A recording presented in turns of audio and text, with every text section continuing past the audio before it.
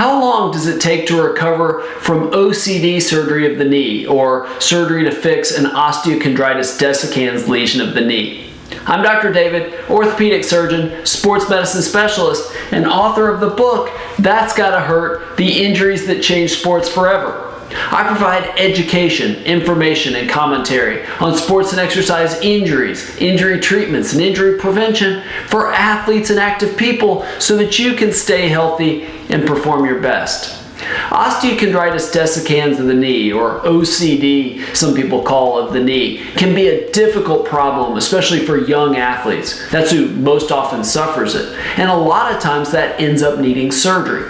What does that surgery involve and how long does it take to recover? We're going to talk about that in today's Ask Dr. Geier video. Alright, Caleb asks, I have OCD and the bone is floating around in my knee. It's about to be my senior year and I have colleges looking at me. Do you think I should play? I don't feel any pain in my knee when I run and jump. I was wondering if I get the right therapy, could I come back from the surgery in 2 or 3 months? Okay, a couple things.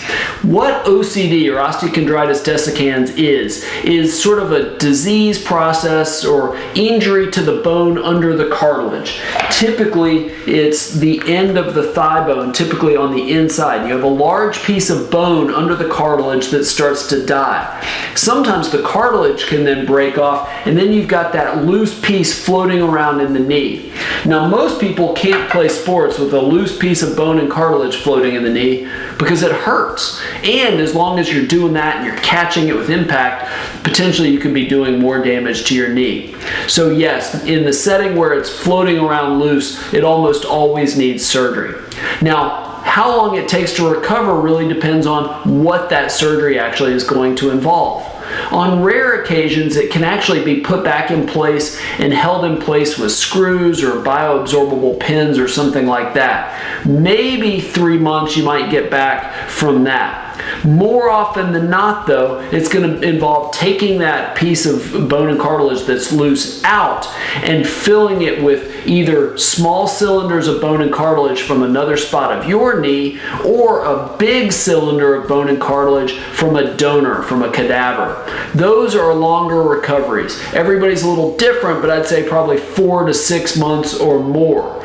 You have to think of it in sort of a long-term thing, because if you leave that hole there or it doesn't heal quite right, that can lead to arthritis changes down the road. So whatever you have to do to fill in that gap, make a smooth surface on the end of the cartilage, get that as smooth as possible, good support for the cartilage, is ultimately going to be what's best for you and your ability to run and play sports and exercise down the road. Have you had surgery for an OCD lesion of your knee? Or has one of your children had surgery? What was the injury? What did your doctor tell you the options were?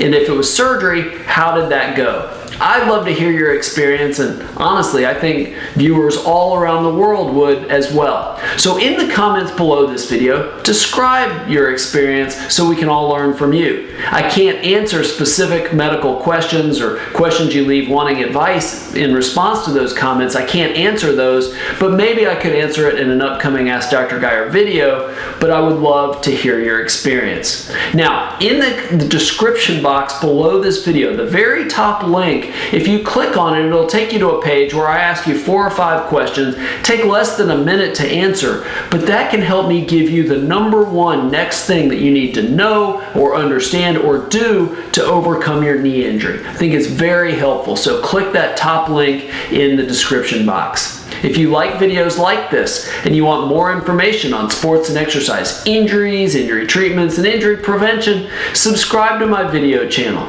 I record several of these videos every single week, so click the subscribe button in the upper right corner of the page. They'll get delivered directly to you. Thank you so much for watching. I really hope this was helpful, and I look forward to seeing you right here next time.